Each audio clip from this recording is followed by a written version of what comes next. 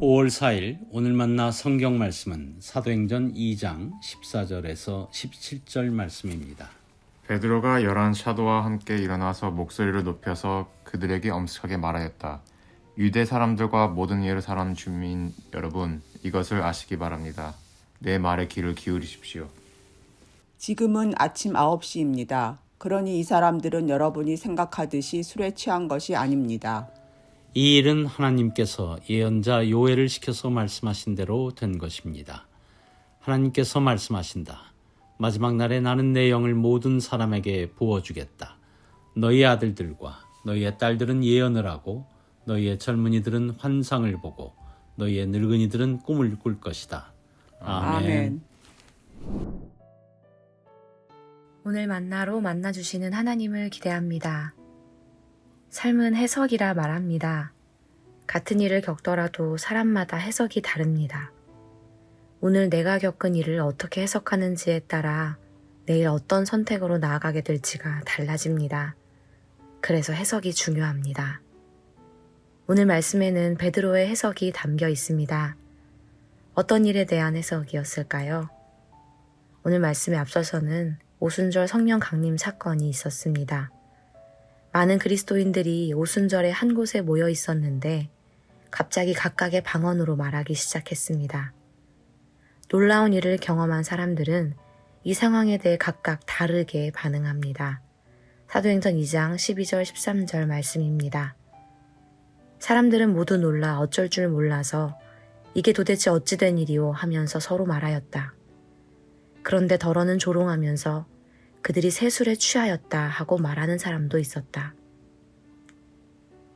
많은 사람들이 같은 일을 목도하고도 서로 다른 반응을 보입니다.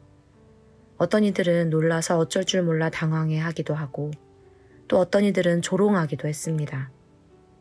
방언으로 말하는 사람들을 술에 취한 사람으로 여기기도 했습니다. 그런데 그때 베드로가 일어나 이렇게 말합니다. 지금은 아침 9시입니다. 그러니 이 사람들은 여러분이 생각하듯이 술에 취한 것이 아닙니다. 이 일은 하나님께서 예언자 요엘을 시켜서 말씀하신 대로 된 것입니다. 베드로는 이 일의 주체가 하나님이심을 알았습니다. 그리고 이 일은 구약성경 요엘서에 기록된 말씀의 성취라는 것도 깨닫게 됩니다. 그래서 그 놀라운 말씀을 인용하게 됩니다. 하나님께서 말씀하신다. 마지막 날에 나는 내 영을 모든 사람에게 부어주겠다. 너희의 아들과 너희의 딸들은 예언을 하고 너희의 젊은이들은 환상을 보고 너희의 늙은이들은 꿈을 꿀 것이다. 그날에 나는 내 영을 내 남종들과 내 여종들에게도 부어주겠으니 그들도 예언을 할 것이다. 베드로는 성령 충만한 그리스도인들이 방언으로 말하는 모습을 보며 요엘서의 예언이 성취되었다고 선포했습니다. 이 일은 우연히 일어난 일이 아니라 우스운 조롱거리가 아니라 하나님께서 행하신 놀라운 사역임을 선포했습니다. 베드로는 눈앞에 펼쳐진 현실 속에서도 하나님의 일하심을 발견하고 성령님의 권능을 분별했습니다. 사랑하는 성도 여러분, 여러분의 삶은 어떠신가요? 어떤 일을 두고 고민하고 계신가요? 오늘 말씀에 비추어 보기 원합니다.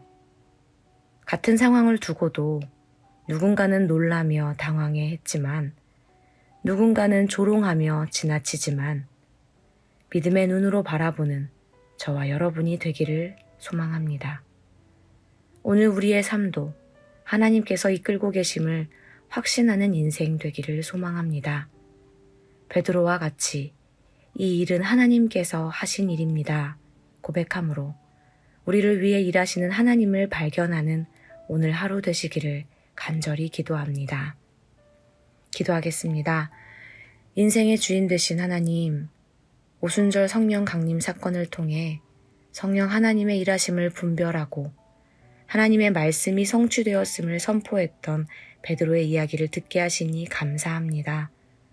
오늘 우리도 하나님과 상관없이 우연히 흘러가는 인생이 아니라 하나님 손에 붙들려 하나님의 주권 아래 놓인 삶을 살아가고 있음을 확신합니다. 우리의 일상을 하나님의 눈으로, 하나님의 마음으로 바라보며 해석하게 하옵소서. 예수님의 이름으로 기도합니다. 아멘. 이제 2가지의 기도 제목으로 함께 기도하겠습니다. 첫째로 오늘 말씀을 기억하며 함께 기도하기 원합니다. 베드로처럼 하나님의 뜻과 하나님의 일하심을 깨달아 알게 하옵소서. 하나님의 눈과 마음으로 나의 삶을 해석하게 하옵소서. 둘째로 예배를 위해 기도하기 원합니다. 모여서 드리는 예배를 통해 공동체가 함께 하나님의 일하심을 경험하게 하옵소서. 오순절 성령 강림 사건을 통해 성령의 역사하심을 경험했던 것처럼 우리의 예배와 모임 중에 임하시는 성령님을 깊이 만나고 경험하게 하옵소서. 이렇게 기도하신 후에 개인의 기도하시겠습니다.